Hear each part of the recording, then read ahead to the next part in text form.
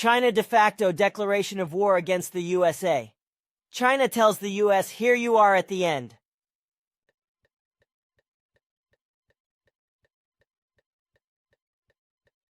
With the Ukraine war, China is moving closer and closer to Russia, and recently sided completely with Putin.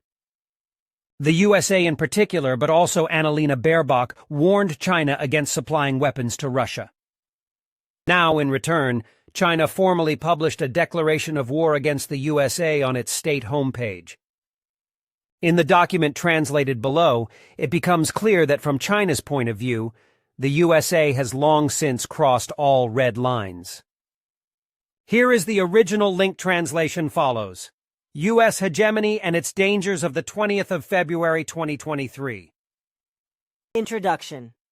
Since becoming the most powerful country in the world after the two world wars and the Cold War, the United States has interfered ever more brazenly in the internal affairs of other countries, sought, maintained, and abused its hegemony, promoted subversion and infiltration, and deliberately waged wars that harm the international community. The United States has developed a hegemonic script to stage color revolutions, instigate regional disputes, and even directly wage wars under the guise of promoting democracy, freedom, and human rights. Following the Cold War mentality, the United States has fueled bloc politics and fomented conflict and confrontation. They have overused the concept of national security, abused export controls, and imposed unilateral sanctions on others. They have been selective with international law and rules, using or discarding them as needed, and trying to impose rules that serve their own interests in the name of maintaining a rules-based international order. By presenting the relevant facts, this report seeks to expose U.S. abuses of hegemony in the political, military, economic, financial, technological, and cultural spheres, and to draw international attention to the dangers of U.S. practices to world peace and stability and the well-being of all peoples. Political hegemony throwing its own weight around. The United States has long sought to mold other countries and the world order according to its own values and political system in the name of promoting democracy and human rights. There are many examples of U.S. interference in the internal affairs of other countries. In the name of promoting democracy, the United States pursued a neo-Monroe doctrine in Latin America, instigated color revolutions in Eurasia, and orchestrated the Arab Spring in West Asia and North Africa, which caused chaos and disaster in many countries. In 1823, the United States proclaimed the Monroe Doctrine. While they touted an America for Americans, what they really wanted was an America for the United States. Since then, the policies of the various U.S. administrations towards Latin America and the Caribbean have been characterized by political interference, military intervention, and overthrow of regimes. From the 61-year hostility and blockade of Cuba to the overthrow of the Allende government in Chile, U.S. policy towards the region has been based on one maxim: those who submit will succeed, those who resist will perish. The year 2003 marked the beginning of a series of color revolutions: the Rose Revolution in Georgia, the Orange Revolution in Ukraine, and the Tulip Revolution in Kyrgyzstan. The U.S. State Department openly admitted to having played a central role in these regime changes. The United States also interfered in the internal affairs of the Philippines by removing President Ferdinand Marcos Sr. in 1986 and President Joseph Estrada in 2001 through the so-called People Power revolutions. In January 2023, former U.S. Secretary of State Mike Pompeo published his new book, Never Give an Inch: Fighting for the America I Love. In it, he revealed that the United States had planned to intervene in Venezuela. The plan was to force the Maduro government to reach an agreement with the opposition, to deprive Venezuela of the ability to sell oil and gold for foreign currency, to put strong pressure on the country's economy, and to influence the 2018 presidential elections. The U.S. is applying double standards to international rules. By putting its self-interest first, the United States has distanced itself from international treaties and organizations and placed its domestic law above international law. In April 2017, the Trump administration announced that it would cut off all U.S. funding to the United Nations Population Fund UNFPA, on the grounds that the organization supports or participates in the administration of a program of coercive abortion or involuntary sterilization. The United States has twice withdrawn from UNESCO in 1984 and 2017. In 2017, they announced they would withdraw from the Paris Agreement on climate change. In 2018, they announced their withdrawal from the UN Human Rights Council, citing the organization's bias against Israel and failure to effectively protect human rights. In 2019, the United States announced its withdrawal from the Intermediate Range Nuclear Forces Treaty to promote the unfettered development of advanced weapons. In 2020, they announced their withdrawal from the treaty. The United States has also hindered biological weapons control by opposing negotiations on a verification protocol for the Biological Weapons Convention (BWC) and obstructing international verification of countries' biological weapons activities. As the only country in possession of chemical weapons, the United States has repeatedly delayed the destruction of chemical weapons and has been slow to meet its obligations. They have become the biggest obstacle to achieving a chemical weapons-free world. The United States is putting together small blocks with its alliance system. They impose an Indo-Pacific strategy on the Asia-Pacific region, assemble exclusive clubs like the Five Eyes, the Quad and AUKUS, and force countries in the region to take sides. Such practices essentially serve to divide the region, foment confrontation, and undermine peace. The U.S. arbitrarily passes judgments on democracy in other countries and fabricates a false narrative of democracy versus authoritarianism to fuel alienation, division, rivalry, and confrontation. In December 2021, the United States hosted the first Summit for Democracy, which was criticized and rejected by many countries for making a mockery of the spirit of democracy and dividing the world. In March 2023, the United States will host another Summit for Democracy, which is still unwanted and will again fail to gain support. 2. Military hegemony, arbitrary use of violence. The history of the United States is one of violence and expansion. Since independence in 1776, the United States has constantly sought to expand through violence. They slaughtered Indians, invaded Canada, waged war against Mexico, instigated the American-Spanish War, and annexed Hawaii. After World War II, the U.S. provoked or started the Korean War, the Vietnam War, the Gulf War, the Kosovo War, the Afghanistan War, the Iraq War, the Libyan War, and the Syria War, among others, abusing its military hegemony to pave the way for expansionist goals. In recent years, the average annual U.S. military budget has exceeded $700 billion, accounting for 40% of the world total, more than the 15 countries behind the U.S. combined. The United States has about 800 military bases overseas and 173,000 troops stationed in 159 countries. According to the book, America Invades, How We've Invaded or Been Militarily Involved with Almost Every Country on Earth, the United States has fought or been militarily involved with almost all but 3 of the approximately 190 countries recognized by the United Nations. The 3 countries were spared because the United States did not find them on the map. As former U.S. President Jimmy Carter put it, the United States is undoubtedly the most warlike nation in the history of the world. According to a Tufts University report, Introducing the Military Intervention Project, a new data set on U.S. military interventions, 1776 to 2019, the United States has conducted nearly 400 military interventions worldwide in those years, 34% of which were in Latin America and the Caribbean, 23% in East Asia and the Pacific, 14% in the Middle East and North Africa, and 13% in Europe. Currently, military interventions are increasing in the Middle East and North Africa and in sub-Saharan Africa. Alex Lowe, a columnist for the South China Morning Post, pointed out that the United States has rarely distinguished between diplomacy and war since its founding.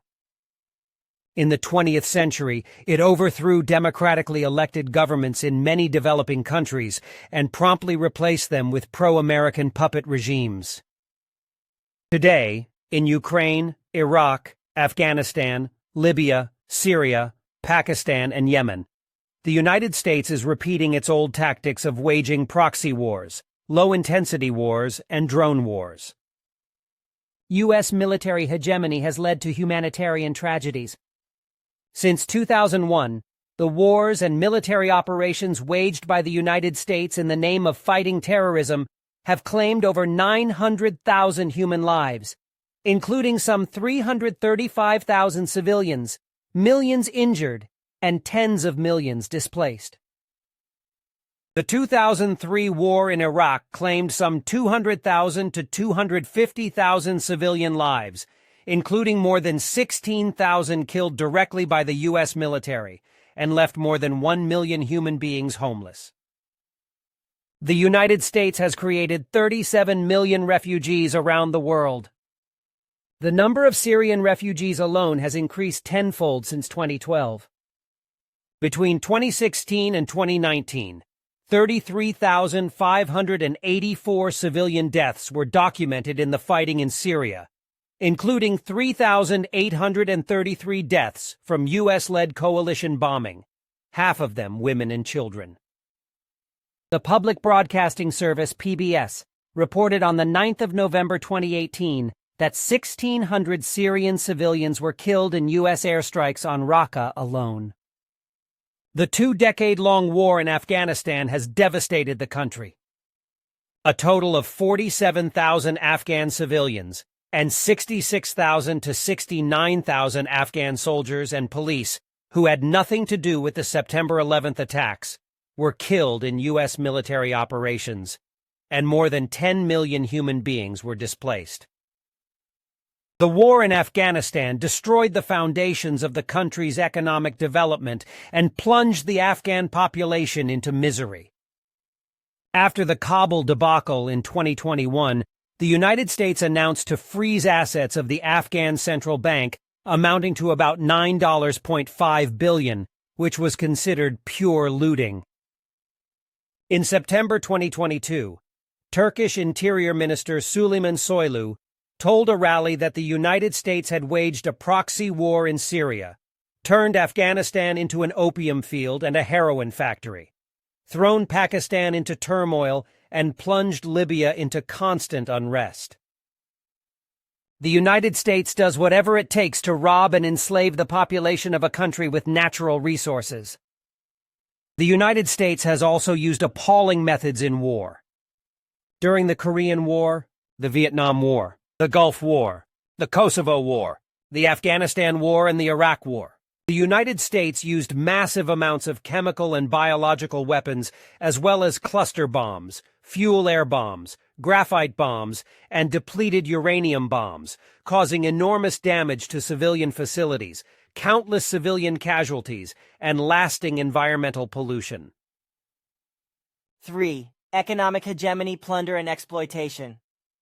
After World War II, the United States led the creation of the Bretton Woods system, the International Monetary Fund, and the World Bank, which, together with the Marshall Plan, formed the international monetary system around the U.S. dollar.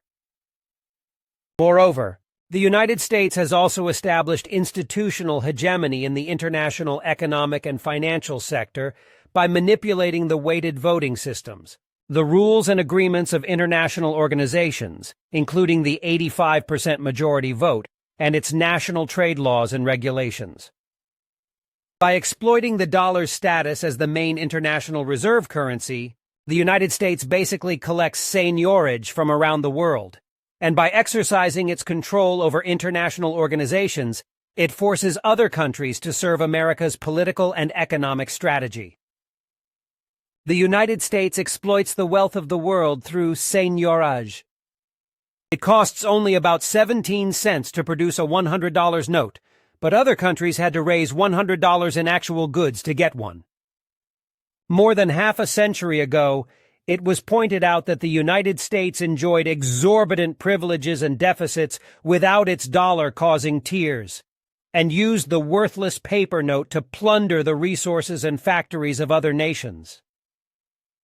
The hegemony of the U.S. dollar is the main source of instability and uncertainty in the world economy. During the COVID-19 pandemic, the United States abused its global financial hegemony and pumped trillions of dollars into the world market, making other countries, especially emerging economies, pay the price. In 2022, the Fed ended its ultra-loose monetary policy and moved to aggressively raise interest rates, causing turmoil in international financial markets and a significant devaluation of other currencies such as the euro, many of which fell to 20-year lows. As a result, many developing countries faced high inflation, currency devaluations, and capital outflows. This was exactly what Nixon's Treasury Secretary John Connally once remarked with complacency yet sharp precision: "The dollar is our currency, but it is your problem." With its control over international economic and financial organizations, the United States attaches additional conditions to its aid to other countries. To reduce barriers to U.S. capital inflows and speculation, recipient countries are required to advance financial liberalization and open up financial markets so that their economic policies are consistent with U.S. strategy. According to the Review of International Political Economy, 55,465 additional policy conditions were attached to the 1550 debt relief programs granted by the IMF to its 131 member countries between 1985 and 2014. The United States deliberately oppresses its opponents with economic coercion. In the 1980s, the United States used its hegemonic financial power against Japan and concluded the Plaza Accord to eliminate the economic threat posed by Japan and to control and exploit the country in the service of the U.S. strategic goal of confronting the Soviet Union and dominating the world. As a result, the yen was driven up and Japan was forced to open its financial market and reform its financial system. The Plaza Accord dealt a severe blow to the growth momentum of the Japanese economy, so that Japan experienced what was later called 3 lost decades. U.S. economic and financial hegemony has become a geopolitical weapon. The United States is increasingly relying on unilateral sanctions and sweeping jurisdiction and has enacted domestic legislation such as the International Emergency Economic Powers Act, the Global Magnitsky Human Rights Accountability Act, and the Countering America's Adversaries Through Sanctions Act, as well as a number of executive orders to sanction specific countries, organizations, or persons. Statistics show that U.S. sanctions against foreign entities have increased by 933% between 2000 and 2021. The Trump administration alone has imposed more than 3,900 sanctions, which means 3 sanctions per day. So far, the United States has imposed economic sanctions on nearly 40 countries around the world, including Cuba, China, Russia, the Democratic People's Republic of Korea, Iran, and Venezuela, affecting nearly half the world's population. The United States of America has morphed into the United States of sanctions. And wide-ranging jurisdiction has become a mere tool for the United States to use its state power resources to suppress economic competitors and interfere in normal international business. This is a serious departure from the principles of liberal market economics of which the United States has long prided itself. Ivor, technological hegemony, monopoly, and oppression. The United States seeks to prevent the scientific, technological, and economic development of other countries through the exercise of monopoly power, suppressive measures, and technological restrictions in high-technology areas. The United States monopolizes intellectual property in the name of protection. Taking advantage of the weak position of other countries, especially developing countries, in intellectual property rights and the institutional gap in the corresponding areas, the United States makes excessive profits through monopolies. In 1994, the United States enforced the Agreement on Trade-Related Aspects of Intellectual Property Rights TRIPS, forcing Americanized procedures and standards in IPR protection to consolidate its technology monopoly. To curb the development of the Japanese semiconductor industry, the U.S. launched the 301 investigation in the 1980s, increased its bargaining power in bilateral negotiations through multilateral agreements, threatened to accuse Japan of unfair trade, and imposed retaliatory tariffs, forcing Japan to sign the U.S.-Japan Semiconductor Agreement. As a result, Japanese semiconductor companies were almost completely squeezed out of global competition, and their market share fell from 50% to 10%. With the support of the U.S. government, many U.S. semiconductor companies seized the opportunity and captured larger market shares. The United States politicizes and weaponizes technological issues and uses them as ideological tools. By overusing the concept of national security, the United States mobilized state power to suppress and sanction the Chinese company Huawei, restricting Huawei products' access to the U.S. market, cutting off its supply of chips and operating systems, and forcing other countries to ban Huawei from building local 5G networks. They even persuaded Canada to unjustly imprison Huawei's chief financial officer Meng Wanzhou for nearly 3 years. The United States has invented a whole range of pretexts to crack down on China's high-tech companies with global competitiveness, and has placed more than 1,000 Chinese companies on sanctions lists. In addition, the United States has imposed controls on biotechnology, artificial intelligence, and other cutting-edge technologies, tightened export restrictions, increased investment scrutiny, suppressed Chinese social media apps such as TikTok and WeChat, and lobbied the Netherlands and Japan to restrict exports of chips and related devices or technologies to China.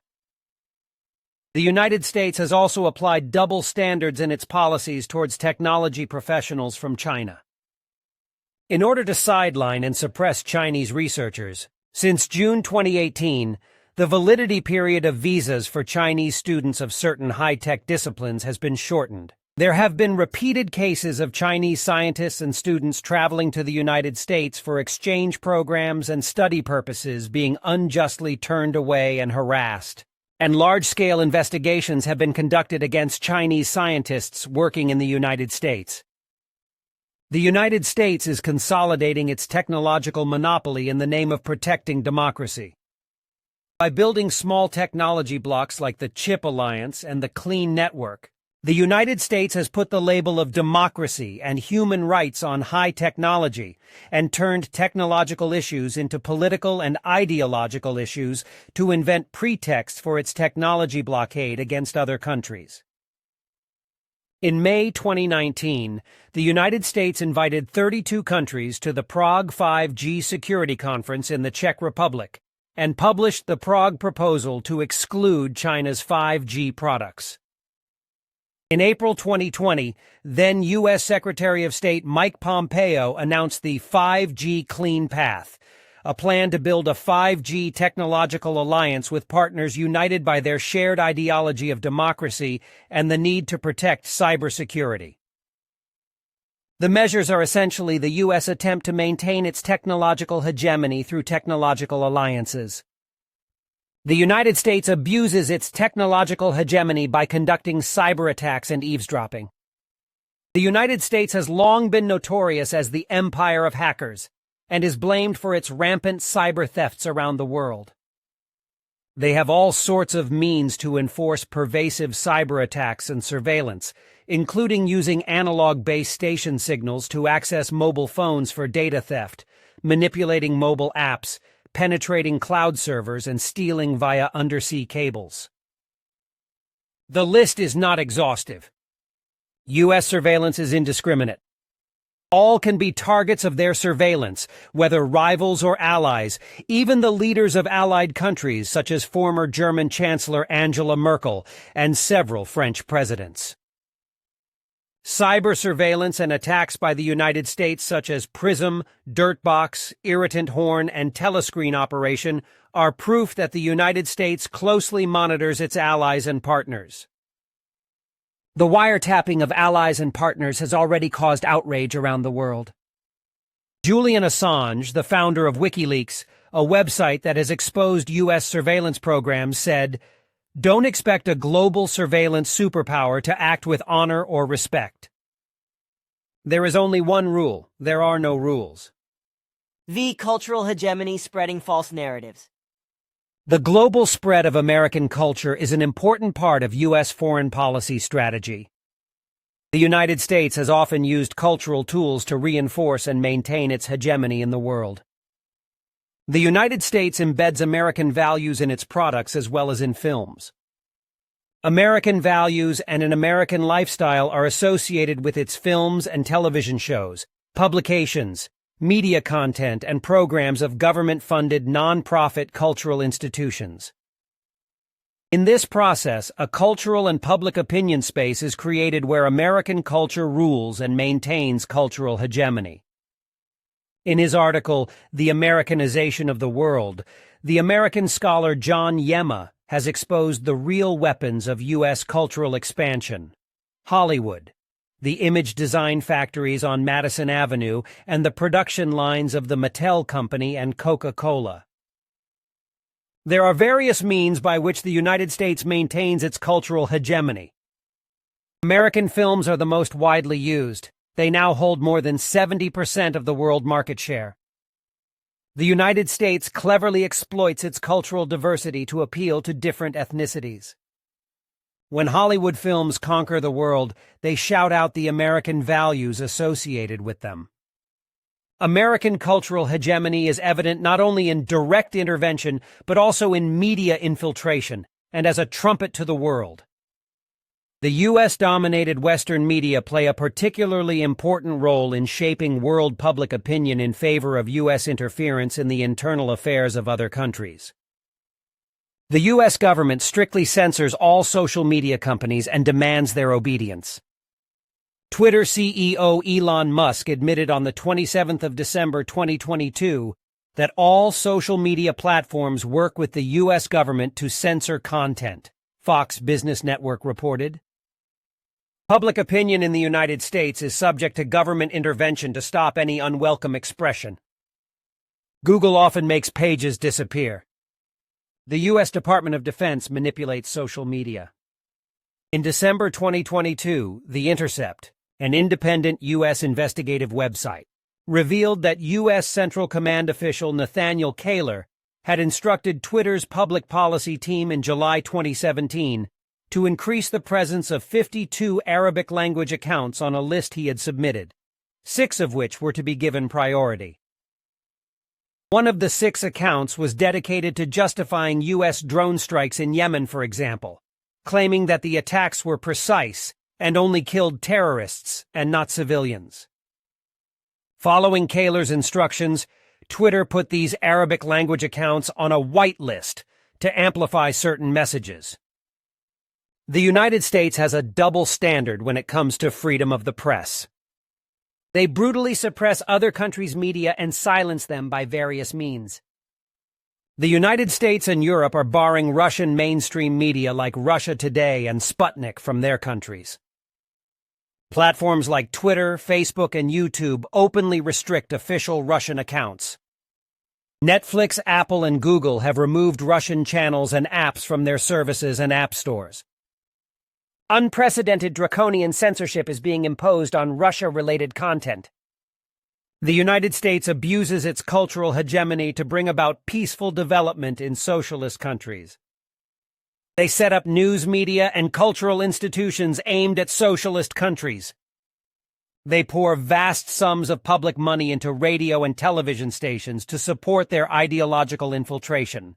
and these mouthpieces bombard socialist countries in dozens of languages day and night with inflammatory propaganda.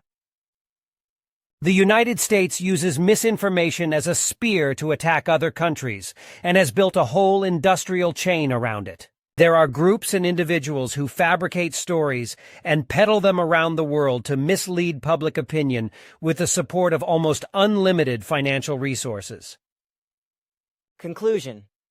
A just cause gains its advocate widespread support, while an unjust cause condemns its pursuer to be an outcast. The hegemonic, domineering, and tyrannical practices of using strength to intimidate the weak, taking from others by force and false pretenses, and playing zero-sum games do great harm.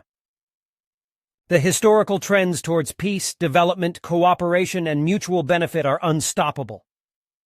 The United States has used its might to override the truth and trample on the law to serve its own interests. These unilateral, selfish, and regressive hegemonic practices are meeting with growing and fierce criticism and resistance from the international community.